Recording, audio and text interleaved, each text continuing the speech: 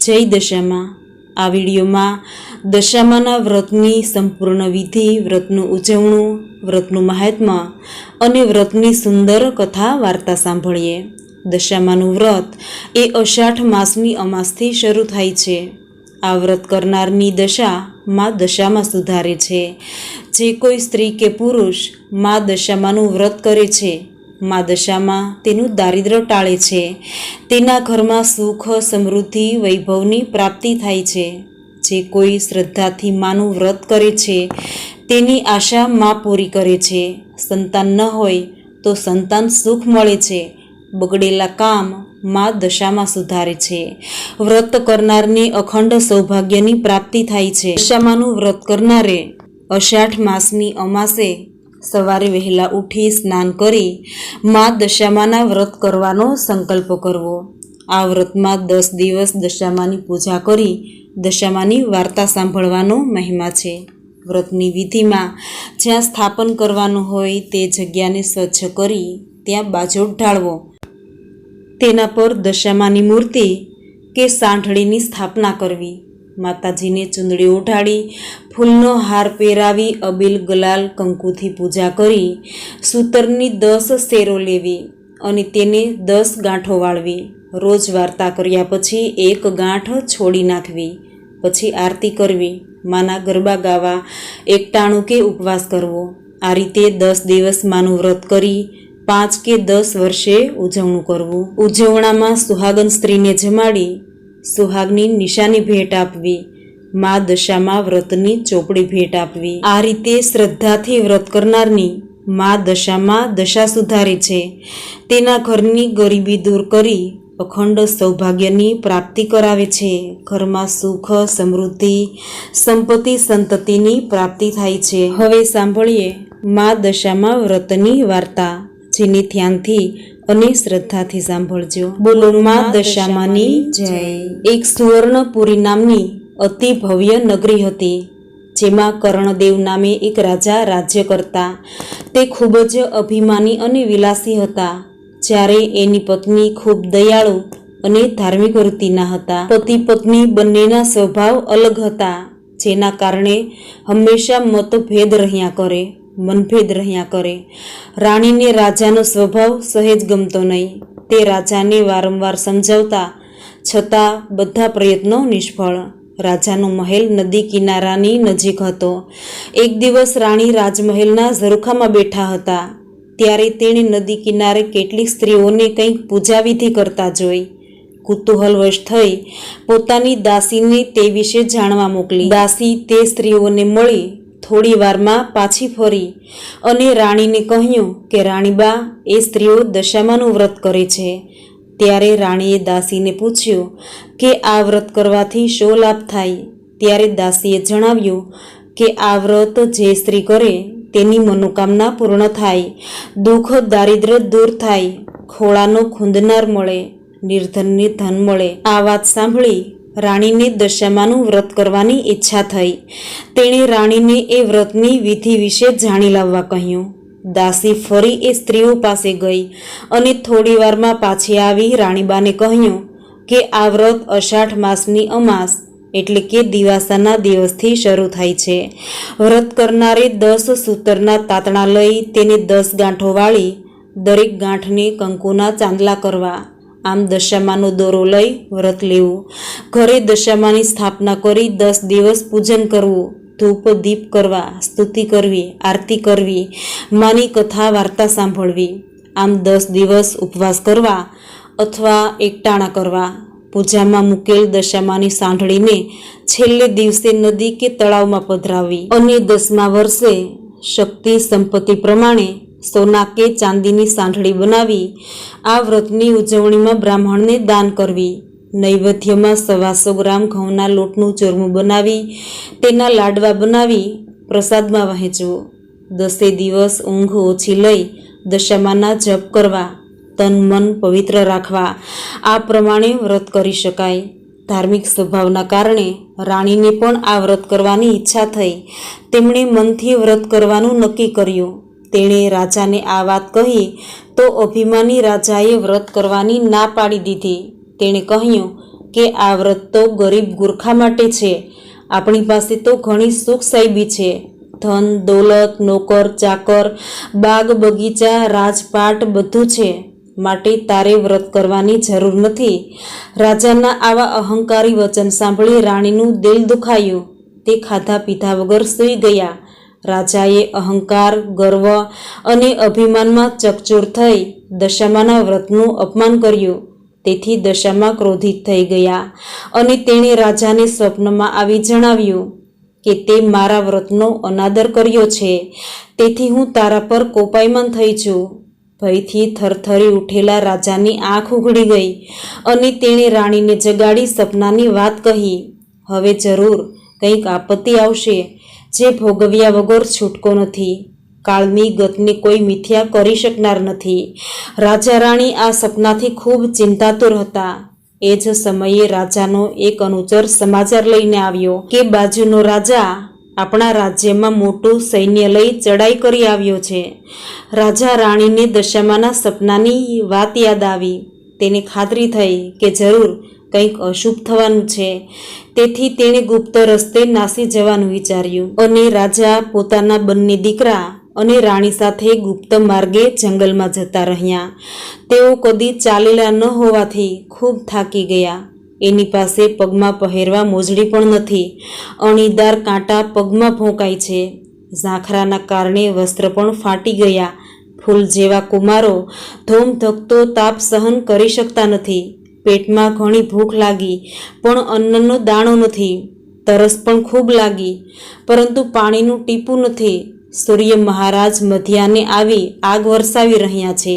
રાજા રાણીથી કુમારોની આ દશા જોવાતી નથી. એવામાં એની નજરે એક વાવ પડી. રાજા રાણી બંને કુંવરોને લઈ વાવમાં પાણી લેવા ઉતર્યા. કુંવરો 7 પગથિયા ઉતરી 8મા પગથિયે જ્યાં પગ મૂકવા જાય છે, ત્યાં તો દશામાએ બંને કુમારોને વાવમાં ખેંચી લીધા. રાજા રાણી આ જોતા જ ખૂબ ડઘાઈ ગયા. રાણી તો છાતી ફાટ રુદન કરવા લાગ્યા. રાણીથી રાણીનો આવો આકરો વલોપાત જોવાતો નથી, પરંતુ એ પણ લાચાર હતા. તેઓ રાણીને આશ્વાસન આપી સમજાવે છે કે જેણે આપ્યા એણે લઈ લીધા, માટે વલોપાત કરવો છોડી ધીરજ રાખો. માતાજીનો ક્રોધ શમશે ત્યારે સૌ સારાવાના થશે. અને રુદન કરતી રાણીને સમજાવતા રાજા આગળ ચાલ્યા. બંને જણા ભૂખ તરસ તેમજ બંને બાળકની વેદનાને કારણે ખૂબ થાકી ગયા. તેથી રસ્તામાં આવેલી એક વાડીમાં થોડીવાર વિસામો લેવાનું વિચાર્યું. પરંતુ જેવો તેમણે વાડીમાં પગ મૂક્યો કે તરત જ વાડીના બધા જ ફૂલો કરમાઈ ગયા. વાડીનો માળી વિચારવા લાગ્યો કે જરૂર આ બંને જણા પાપી જીવ લાગે છે, એટલે જ એના પગલાં વાડીમાં પડતા જ વાડી સાવ કરમાઈ ગઈ. તેથી તેણે બંનેને વાડીમાંથી કાઢી મૂક્યા. આમ રાજા રાણી અપમાનિત થઈ ધીરે ધીરે આગળ ચાલ્યા. ચાલતા બંને એક નગરમાં આવ્યા. એ નગરનો મુખી રાજાનો સંબંધી હતો, એટલે દુઃખમાં એ જરૂર સહારો આપશે એમ વિચારી આશરો મેળવવા એમના ઘરે ગયા. પરંતુ દશામાના કોપને કારણે એ મુખી રાજાને ઓળખી શક્યો નહીં અને તેને ભિખારી ગણી ગામની બહાર કાઢી મૂક્યો. રાજા રાણી સમજી ગયા કે આ દશામાના કોપને કારણે જ બન્યું છે.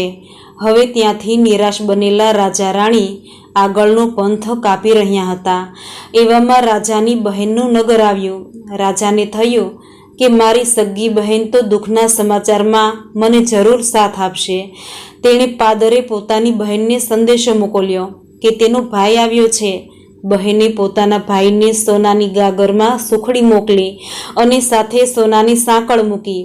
પરંતુ માના કોપને કારણે સોનાની ગાગર પિત્તળની બની ગઈ, સુખડી કોલસા બન્યા અને સોનાની સાંકળીના બદલે ફૂંફાડા મારતો કાળો નાગ નીકળ્યો.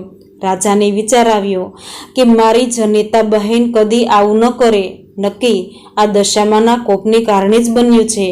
તેથી તેણે આ ગાગરને ત્યાં જ દાટી દઈ આગળ ચાલ્યા. ટાઢ તડકો વેઠતા, દુઃખ સહન કરતા, કષ્ટ ભોગવતા રાજા રાણી આગળ વધતા જાય છે. ભૂખના કારણે એના પેટમાં આંટી વળે છે. એને ચાલવાની સહેજ પણ હિંમત નથી, પરંતુ શું કરે, દશામાના કોપને સહન કર્યા વગર છૂટકો જ નથી. એમ વિચારી નિશાસા નાખતા ધીરે ધીરે આગળ વધવા લાગ્યા. એવામાં એક નદી કિનારે ચીભડાના વાડા જોયા. રાજાએ 2 હાથ જોડી વાડાના માલિકને વિનંતી કરી કે ભાઈ, અમે 7 દિવસના ભૂખ્યા છીએ, દયા કરી અમને એક ચીભડું આપો. માલિકને દયા આવી, તેણે ચીભડું આપ્યું. રાજાએ નક્કી કર્યું કે આગળ જઈ થોડો આરામ કરી શાંતિથી ચીભડું ખાઈ અને ભૂખ મટાડીએ. એવામાં એવું બન્યું કે ગામના રાજાનો કુંવર 2 દિવસ પહેલા રિસાઈને ભાગી ગયો. સિપાઈઓ કુંવરની શોધમાં નીકળ્યા. દશામાના કોપને કારણે રાજાના હાથમાં જે ચીભડું હતું તે કુંવરનું માથું બની ગયું. આથી સિપાઈએ તેને બંનેને દોરડેથી બાંધી રાજ દરબારમાં હાજર કર્યા. રાજાએ તાત્કાલિક એને જેલમાં પૂરી દીધા. રાણીને ઘણીવાર મનમાં થતું કે મારા પતિએ દશામાના વ્રતની અવગણના કરી, તેથી જ કુટુંબના માથે દુઃખના ડુંગર તૂટી પડ્યા છે. માટે આ વર્ષે તો અષાઢ માસમાં દશામાનું વ્રત જરૂર કરીશ. આમ માને રીઝવવાનું નક્કી કર્યું. જોત જોતામાં 12 મહિના વીતી ગયા. શ્રાવણ મહિનો બેસવાના 2 દિવસ પહેલા રાણીએ કેદખાનાના ઉપરી માણસને દશામાના વ્રત કરવા માટેની ઈચ્છા દર્શાવી. દયાળુ ઉપરીએ ધર્મના કામમાં ના ન પાડી અને જોઈતી સામગ્રી લાવી આપવાનું વચન આપ્યું. દિવાસાના દિવસે સવારે નાહી રાણીએ 10 શેરનો દોરો લઈ તેને 10 ગાંઠો વાળી કંકુ લગાવ્યું. દશામાનું નામ લઈ કળશની સ્થાપના કરી. તે દોરાને કળશે બાંધી તેનું પૂજન કરી 10 દિવસ નકોરડા ઉપવાસ કરી તન મનથી ખૂબ ભક્તિ કરી. આમ રાણીની અપાર ભક્તિ જોઈ દશામાનો કોપ શમી ગયો. માએ તેને આશીર્વાદ આપ્યા. એ જ રાત્રે દશામાએ નગરના રાજાને સ્વપ્નમાં જઈ કહ્યું કે હે રાજા, તે કેદ કરેલા સ્ત્રી પુરુષ તારા કુંવરના હત્યારા નથી, પરંતુ બીજા દેશના રાજા રાણી છે. એને તું છોડી દે. તારો કુંવર મોસાળમાં છે. કાલે સવારે તે હેમખેમ પાછો આવી જશે. સ્વપ્ન પૂરું થતાં જ રાજા જાગી ગયા. તેને ઊંઘ ન આવી. સવાર પડતા રાજમહેલમાં શોર બકોર થઈ ગયો કે કુંવર આવી ગયા છે. આ સાંભળતા રાજા બહાર આવી પોતાના કુંવરને ભેટી પડ્યા અને આખા મહેલમાં આનંદ છવાઈ ગયો. અને બંદીવાન રાજા રાણીને માન સહિત મહેલે બોલાવી આવકારી અઢળક સંપત્તિ આપી વિદાય કર્યા. રાજા રાણી રથમાં બેસી પોતાના રાજ્ય તરફ પાછા વળ્યા. રસ્તામાં એની બહેનનું નગર આવ્યું. ત્યારે રાજાને પોતે જમીનમાં દાટેલી ગાગર યાદ આવી. રાજાએ ખાડો ખોદી જોયું તો ગાગરમાં સોનાની સાંકળી અને સુખડી હતી. બીજી બાજુ બહેનને જાણવા મળ્યું કે પોતાના ભાઈ ભાભી નગરના સીમાડે આવ્યા છે. તેથી પોતાના ભાઈ ભાભીને આગ્રહ કરી ઘરે લઈ ગઈ. 2 દિવસ રોકાઈ રાજા રાણી આગળ ચાલ્યા. રસ્તામાં મુખીનું ગામ આવ્યું. જે મુખી પહેલાં તેમને ઓળખતો ન હતો, તેણે રાજા રાણીનું સામૈયું કર્યું અને જમાડ્યા. ત્યારે રાજાને ખાતરી થઈ કે પહેલાં દશામાના કોપના કારણે જ કોઈ પોતાને ઓળખતા ન હતા, પણ હવે દશામાની કૃપા થઈ છે, તેથી બધે સ્વાગત થાય છે. આગળ જતાં ફૂલવાડીમાં આવ્યા. સુકાયેલી ફૂલવાડી લીલી છમ બની ગઈ. જે માળીએ તેને હાંકી કાઢ્યા હતા તેણે રાજા રાણીનું સ્વાગત કરી પાણી પીવરાવી આરામ કરવા માટે બેસાડ્યા. ફૂલવાડીમાં થોડો વિશ્રામ કરી રાજા રાણી વાવની નજીક આવ્યા. વાવની પાસે એક ઘરડા માજી પોતાના 2 બાળકોને લઈ ઊભા હતા. રાજા રાણી તો એ ઘરડા માજી પાસે પોતાના બાળકો જોતા કહ્યું કે હે માજી, આ બંને પુત્રો તમારી પાસે કેવી રીતે આવ્યા? ત્યારે માજીએ પોતાનું અસલ સ્વરૂપ પ્રગટ કરી કહ્યું કે હે રાજા, મેં જ તારા બંને બાળકોને વાવમાં ખેંચી લીધા હતા, પરંતુ રાણીએ કરેલા વ્રતના પ્રભાવે હું તમારા બાળકો તમને પાછા સોંપવા આવી છું. આ સાંભળી રાજા રાણી બંને દશામાના પગે પડી માફી માગી અને દશામાએ બંને જણને આશીર્વાદ આપી અંતર્ધ્યાન થઈ ગયા. ત્યાંથી રાજા રાણી અને બંને કુંવરો પોતાના રાજ્યના સીમાડે આવી પહોંચ્યા. પ્રજાને જાણ થતાં જ રાજ્યમાં હર્ષ વ્યાપી ગયો. દુશ્મન રાજા જેણે આ રાજ્યનું રાજ્ય પચાવી પાડ્યું હતું તે આ રાજ્યનો કબજો લીધા પછી બહુ હેરાન થઈ ગયો. તેથી તે અસલ રાજાને રાજ્ય પાછું સોંપવા માગતો હતો. તેની પણ ખબર મળતા રસાલા સાથે રાજ્યના સીમાડે આવી પોતાની ભૂલ કબૂલ કરી રાજાને તેનું રાજ્ય સંભાળી લેવા કહ્યું. લોકો વાજતે ગાજતે સામયું લઈ સામે આવ્યા. રાજા રાણી સુખેથી પોતાના મહેલે આવ્યા અને રાજ્યનો બધો વહીવટ સંભાળી લીધો અને સૂર્યના તેજ પેઠે તેની કીર્તિ વધવા લાગી. પ્રજાના આનંદનો પામ્યો. આ રીતે રાણીએ 10 વર્ષ વ્રત કરી પૂર્ણાહુતિ કરી, ઉજવણું કર્યું. તેમાં ઘણા બ્રાહ્મણોને જમાડ્યા. એક રૂપાની સાંઢળી બનાવી અને તે ગામના મોટા પંડિતને દાનમાં આપી અને તેના આશીર્વાદ મેળવ્યા. હે દશામાં, જેવી રીતે તમે રાજા રાણીની દશા વાળી તેવી તમારું વ્રત કરનાર, આ કથા વાંચનાર, સાંભળનાર દરેકની દશા વાળજો, દરેકનું કલ્યાણ કરજો, દરેકના ઘરની ગરીબી દૂર કરી સુખ, શાંતિ, સંપત્તિ, સમૃદ્ધિ આપજો. બોલો માં દશામાની જય. મિત્રો, આશા રાખું છું આજની આ કથા વાર્તા સાંભળવી આપને જરૂર ગમી હશે. તો વિડીયોને લાઈક કરી કમેન્ટમાં જય દશામાં લખી ચેનલને સબસ્ક્રાઈબ ના કરી હોય તો ત્યારે જ કરી દેજો. ફરી મળીશું આવી જ વ્રત કથાઓ સાથે. જય દશામાં.